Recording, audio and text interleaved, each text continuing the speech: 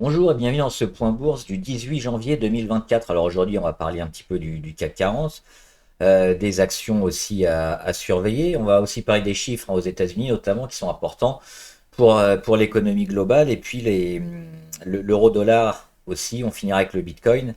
Et enfin, une action qui a peut-être un peu impacté les autres, notamment sur les semi-conducteurs. Alors comme d'habitude, je rappelle que les informations et analyses données sur cette chaîne sont données à titre indicatif et ne peuvent pas être considérées comme un conseil en investissement. L'investissement en bourse est risqué et vous êtes responsable de tous les investissements que vous faites. Alors, avant de commencer par le CAC, on va voir juste les marchés étrangers. Sur le Dow Jones, pas de changement, on est stable à la mi-séance. On est toujours au-dessus de notre petit support. Donc on est en train de faire une consolidation pour l'instant plutôt à plat, plutôt forte sur le dos. Sur le Nasdaq, on a une petite hausse, on verra après pourquoi, notamment sur certains secteurs. Et enfin, le CAC 40 avec plus 1,13, donc il a fait un peu ce qu'on attendait, c'est-à-dire il est revenu chercher son support résistance, hein, il l'a même dépassé, on clôture au-dessus des 7384. C'est toujours le même point, hein, celui de 2022 qui est toujours bien travaillé, on le voit, elle est rouge là, il faudra que je la remette en verte demain si elle tient. Et toujours cette phase de consolidation. Alors, ce qui va nous intéresser maintenant, c'est peut-être ça, hein, c'est peut-être hop, cette oblique-là, à voir si elle serait confirmée, hein, notamment demain, peut-être. L'idée, ce serait quoi? Ce serait d'aller taper l'oblique et de finir un peu plus bas pour confirmer un peu cette grosse oblique, même si elle est un peu pentue, on verra par la suite. Donc pas véritablement de changement, hein, sur les actions françaises, hein, aujourd'hui en rebond. On va s'intéresser surtout aux chiffres qui sont tombés aux États-Unis. On commence par l'indice Fed de Philadelphie, hein, c'est un indice manufacturier donc qui permet de voir un peu la santé du secteur manufacturier dans la région de Philadelphie, donc Philadelphie, Boston, toute la côte atlantique notamment. On avait la dernière fois, hein, celui de New York qui était très mauvais. Alors celui de Philadelphie il est un peu plus important, hein, un peu plus important pour les États-Unis. Ce qui est pas mal, c'est qu'on a fait plus ou moins ce qui était attendu. Alors on s'attendait à -7, on est à -10. On est toujours dans le négatif, donc c'est mauvais, hein, le secteur manufacturier. Ça prouve quand même qu'on a un ralentissement de l'économie, mais on le voit avec ce graphe-là, 2021, 2022, 2023, c'est par rapport au mois précédent, hein, à chaque fois. On a un écart qui ne se fait pas, hein, vers le plus bas. On n'a pas des -20, -30, on commence à se stabiliser. Peut-être pour le printemps, la sortie de l'hiver, commencer à retrouver une économie qui se relancera. C'est pour l'instant un des scénarios, hein, sur les États-Unis. Donc le manufacturier qui va pas très bien, mais qui est pas catastrophique comme ce qu'on a pu voir la dernière fois. Ça, c'est une première chose. La deuxième chose, c'est quoi? C'est inscription hebdomadaire au chômage. Et les chiffres qui sont tombés aujourd'hui aux États-Unis, toujours intéressant. On était à 187 000 et on le voit.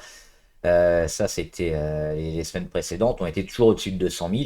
Et là, on le voit, hein, c'est la première fois qu'on est sous les 200 000. C'est-à-dire qu'on a beaucoup moins de gens qui vont s'inscrire au chômage parce qu'on a un secteur de l'emploi assez fort aux États-Unis. Le côté négatif, c'est qu'on aura peut-être un report des taux, hein, de la baisse des taux directeurs de la Fed. Et ce qui va nous intéresser aussi, c'est la force du marché de l'emploi aux États-Unis. Ça peut aussi nous intéresser. Pourquoi? Bah, pour la paire euro-dollar. Elle est ici. C'est-à-dire que si on a un marché de l'emploi relativement fort aux États-Unis, un atterrissage en douceur, hein, un soft landing, par rapport à l'Europe qui est toujours un peu empêtrée avec les conflits, hein, que ce soit au Moyen-Orient ou Ukraine-Russie. Moyen-Orient, c'est pas très loin de l'Europe quand même.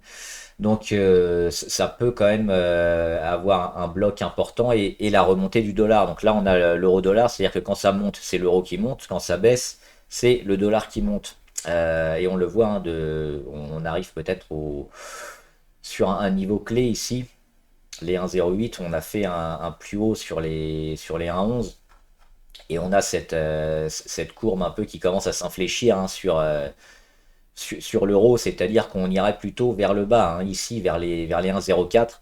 Et il y a beaucoup d'analystes aussi qui pensent que vers la fin de l'année, peut-être printemps ou décembre, automne ou décembre, on aura un euro-dollar qui sera autour des 1,04. Donc c'est-à-dire qu'on aura un dollar beaucoup plus fort que maintenant. Les actions qu'on a en dollars aujourd'hui vont mécaniquement prendre a priori pas mal de pourcentage. C'est pas assuré, mais c'est le scénario qui se dégage le plus. Donc ces prochains mois, l'euro qui devrait un peu perdre du terrain face à la monnaie américaine. Ça, c'est une chose. Et enfin, on finit avec Taïwan Semiconducteur. On va les regarder en graphe après, mais Taiwan Semiconductor, hein, c'est une boîte un peu importante quand même sur le secteur des semi-conducteurs. Et on l'a vu, il y a beaucoup d'entreprises aussi en relation avec les semi-conducteurs aujourd'hui qui ont bien progressé parce qu'on avait les résultats de cette société aujourd'hui. Et on le voit, on a eu un début de rebond. Là, c'est les chiffres d'affaires hein, en milliards de dollars. Donc on voit qu'on avait une petite contraction ces derniers mois. Hein. On passait de 19 à 16 à 15 milliards de dollars. Et puis là, dernièrement, hein, un rebond avec 17 et aujourd'hui 19. Donc elle confirme hein, son objectif des 19 milliards. Bénéfice par action qui monte aussi un petit peu. On a des prévisions peut-être un peu plus faibles hein, pour le prochain trimestre, mais qui est quand même au-dessus des dernières. Donc le secteur des semi-conducteurs aussi qui devrait revenir en forme. Et ça, c'est intéressant parce qu'on a pas mal aussi de secteurs qui sont en relation avec les semi-conducteurs et puis des actions qu'on suit aussi souvent sur les semi-conducteurs. On a Calray, on a STM, on a BE Semi-conducteurs par exemple. On en a plein et puis tout le secteur informatique qui a besoin de ces entreprises-là. On va aller regarder hein, Taïwan, semi-conducteurs, ils sont ici. Le gap à l'ouverture parce qu'on a annoncé les résultats et les résultats ont été bien accueillis. Hein. Ça montre une relance un peu du secteur. Donc gap haussier et on le voit, un secteur qui est plutôt en phase de retournement sur le long terme. Donc ça c'est plutôt bien. On regarde quelques actions du portefeuille rapidement avec Fermental. On en avait parlé il y a quelques semaines hein, ou une dizaine de jours. Fermental, avec on espérait une grosse poussée. Elle est en train de confirmer hein, sur son support à 0,26. Aujourd'hui, elle fait une belle journée à plus 8%. On avait quand même une belle phase de congestion. Elle va peut-être confirmer demain. On a des volumes intéressants. C'est spéculatif, hein, c'est une petite valeur, mais on le voit hein, sur ce graphe. La chute semble terminer sur Fermental. Donc si on veut jouer peut-être un début de recovery, bah, c'est maintenant. Hein, c'est maintenant qu'il faut le jouer ici sur les 0,27, 0,30. On a au CAC 40 NJ. NJ qui est intéressante parce qu'elle est revenue hein, sur son support résistance ici, les 15,55. On dézoome, hein, NJ elle est dans son canal haussier depuis un moment ici, depuis février 2022. Elle fait que monter, hein, février 2022, si je me trompe pas, c'était l'invasion de la Russie en Ukraine. Le secteur de l'énergie donc est en progression et NJ qui fait partie des leaders. Et on le voit à chaque fois qu'il revient sur le bas du canal, elle rebondit. Sur le haut, elle a tendance à consolider. Là, on revient sur une zone intéressante, hein, les 15,50 qui a fait résistance pendant un moment avant de lâcher. C'est la première fois qu'on y revient. Généralement, les premières fois, c'est racheté. Donc, on pourra avoir cette zone-là hein, qui serait jouée quelques jours.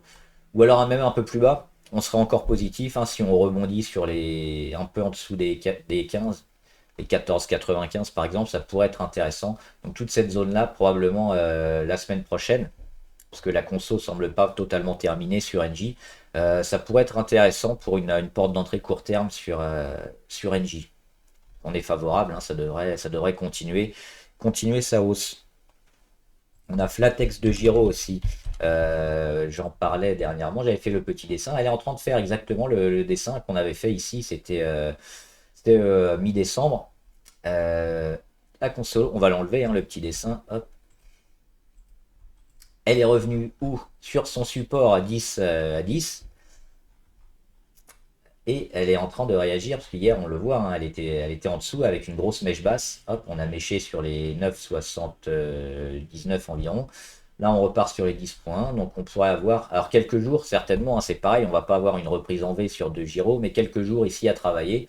Et puis peut-être à repartir parce elle est en mode retournement long terme aussi de Giro. Donc ça peut être intéressant de se placer maintenant parce qu'on est proche du support. Hein. Le support des 10, s'il lâche, il faudrait peut-être oublier Mais donc, investir maintenant proche du support, c'est bien parce qu'on a un risque assez faible. Si l'action part dans le mauvais sens, bah, on prend une toute petite perte alors que le gain est beaucoup plus important si on arrive à confirmer. On a LVMH aussi sur le CAC 40, intéressante aujourd'hui, parce que le support a bien fonctionné hier, hein. Le support ici, les 650, 651 environ. Hop, on était dessus hier, on rebondit aujourd'hui. Et on casse l'oblique RSI également aujourd'hui. Donc ça fait pas mal de choses positives. Alors si on veut rentrer sur LVMH, attention, attention pourquoi? Parce qu'on le voit, on est quand même plus sur du rebond technique actuellement. Ça c'est une chose.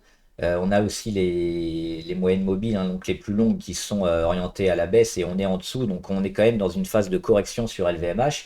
Ça il faut faire attention. Par contre la porte d'entrée court terme elle est plutôt bonne maintenant. Ce qu'on peut jouer si on rentre maintenant, c'est de mettre les stops assez proches, hein, autour du support et puis éventuellement de les monter si l'action confirme. Et puis on aura encore peut-être éventuellement une épaule tête-épaule, hein. On a l'épaule ici, on a la tête ici sur les 755 et puis on pourrait faire la deuxième épaule autour des 710. Donc si on revient à nouveau sur les 651 et qu'on casse, là on a la confirmation qu'LVMH ça va très mal. Mais là on anticipe de beaucoup de semaines, voire de beaucoup de mois. Pour l'instant, il y a éventuellement un petit trade à prendre pour faire du rebond. Toujours en court terme avec des stops assez proches. Et enfin Walt Disney. Alors ça c'est plutôt très intéressant. Moi je suis déjà dessus, hein. Et si vous cherchez une valeur intéressante, on l'a vu en plus en début de vidéo avec l'euro-dollar qui devrait être intéressant si on achète en dollars, hein, enfin en euros plutôt, si on achète maintenant parce que la conversion, hein, qui va se faire automatiquement va nous faire augmenter notre capital. Parce que moi j'achète pas en dollars, hein, j'achète en euros. Donc si le dollar monte, bah, mes actions américaines elles vont monter aussi. Donc ça c'est une chose. Et puis Walt Disney, on le voit, hein. Elle a stoppé sa chute, on a un W, on a un gap haussier, on a le travail sur la moyenne à 200, on a la phase de congestion, et là elle est pas loin de sortir, et elle a confirmé ces 3 derniers jours, elle a confirmé l'oblique, hein. Elle est venue taper dessus, elle mèche juste au-dessus, après elle repart sur support, donc graphiquement, techniquement c'est parfait ce que fait Walt Disney. On a la phase de congestion, on a le travail au-dessus de la moyenne à 200, on a aussi la MACD avec la phase de consolidation qui arrive ici sur la ligne des zéros, donc on peut attendre une réaction assez proche. Ça sent plutôt bon sur Walt Disney, hein. Si vous cherchez une action US, c'est qui soit pas sur le secteur art technologique pur comme les semi-conducteurs ou Nvidia par exemple, c'est probablement super intéressant, hein. Moi je vous invite à vous pencher sur Walt Disney. Et enfin, valeur abonnée, il y en avait une ou deux. De nouveau. C'était. Alors oui, Renault, j'avais déjà fait, hein, j'avais fait ce petit dessin.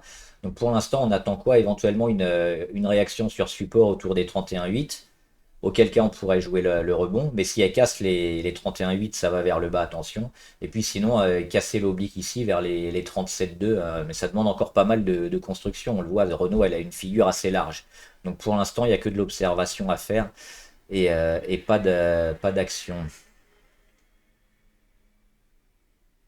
Et STM, bah, qui bénéficie des annonces, hein, notamment de Taiwan Semiconductor, on l'a vu en début de vidéo. Moi j'aime bien le support ici à 38, il faudrait qu'il tienne, mais on a encore pas mal de boulot entre, mais le secteur est plutôt porteur, hein, pour 2024, donc, et éventuellement on a un autre support ici sur les 35, mais à court terme il n'y a pas grand chose à faire sur STM. On est plutôt dans une optique moyen-long terme et sur des fondamentaux de secteur. En trading court terme, on va éviter éventuellement. Et enfin Tesla, bah Tesla, oui, j'en parlais dans les commentaires, elle fait exactement, graphiquement aussi, c'est très propre ce que fait Tesla, elle fait exactement ce qu'on attendait d'elle, avec ses échecs à chaque fois sur son oblique, à chaque fois qu'elle vient la taper, on le voit ici, hein, juillet 2023, septembre 2023, décembre 2023, et puis avant on avait ça en 2021 et 2022, à chaque fois c'est un échec, donc pour l'instant on est toujours en phase de consolidation, on a le support qui marche bien, hein, sur les 206. On le voit, on y est revenu plusieurs fois, ça a fonctionné. On a la phase de congestion, les plus hauts de plus en plus bas, les plus bas sur le même support. Donc ça va être de plus en plus petit, puis ce qu'on attend, c'est qu'elle casse hein, dans un sens ou dans l'autre.